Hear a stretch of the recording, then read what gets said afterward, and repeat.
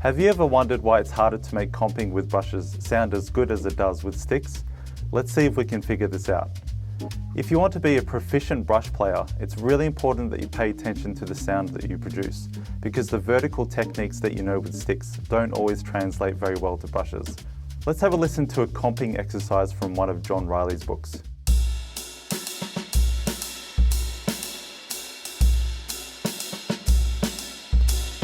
You can hear that we have the jazz ride pattern with hats on 2 and 4, and the rhythmic phrase is played with a snare and kick. Now, in a very broad way, you can think of the ride pattern as providing the long notes and the snare and kick as the short notes. If I now play this phrase using only vertical strokes with brushes, we end up losing the long notes.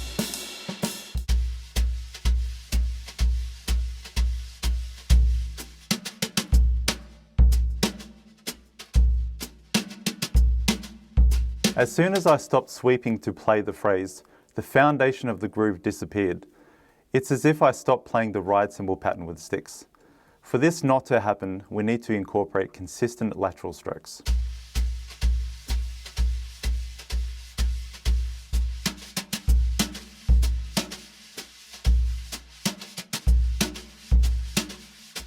But as you can see, there's a lot going on here. So to be able to play this, you need to take it one step at a time. Today I'm going to show you 6 exercises that use 2-voice comping in triplets without losing the long note sound. To start with, let's play the 2-bar pattern that forms the template for comping. You play the basic swing groove in the first bar, then the 2-direction legato groove in the second.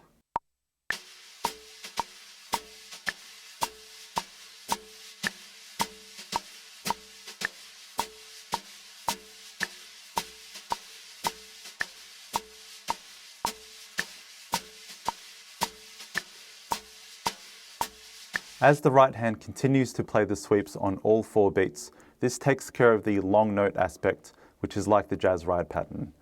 Exercise 1 has the first 2 triplets on the snare, then the 3rd triplet on the kick. We'll play this on beats 1 and 3. I'll demonstrate this first with sticks.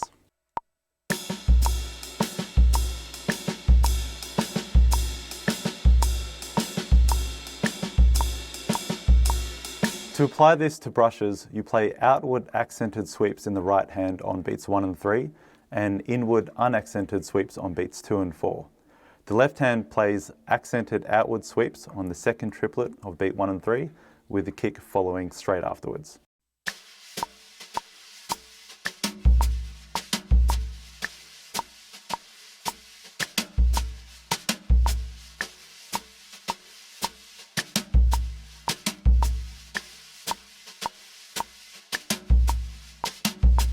Exercise 2 displaces this pattern over by 1 triplet.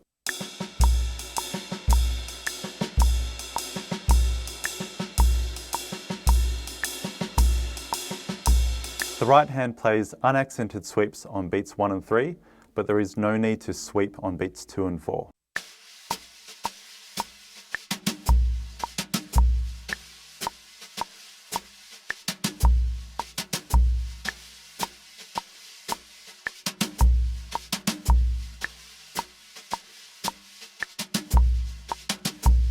Exercise 3 is again displaced over by 1 triplet.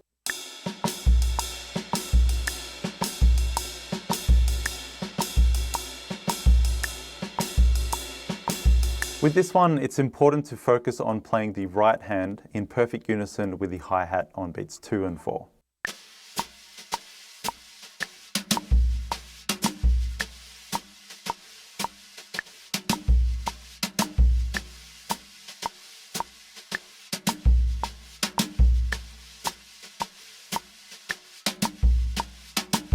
Exercise 4 is the same rhythm as exercise 1, except that it requires slightly different movements with the brushes.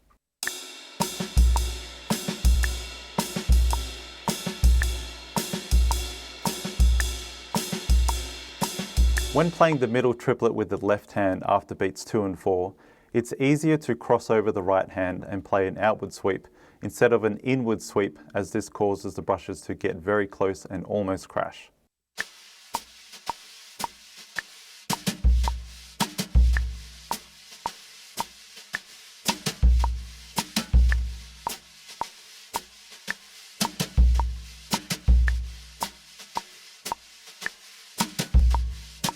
Exercise 5 is again displaced over by one triplet.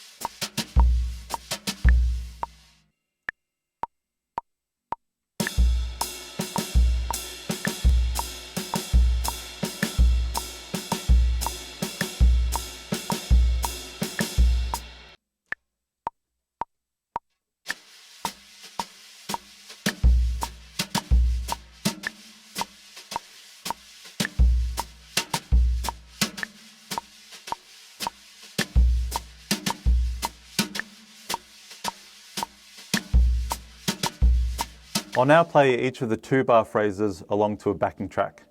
This track comes from my swing and shuffle pack, which includes 10 drumless tracks at various tempos. You can grab those via the link below.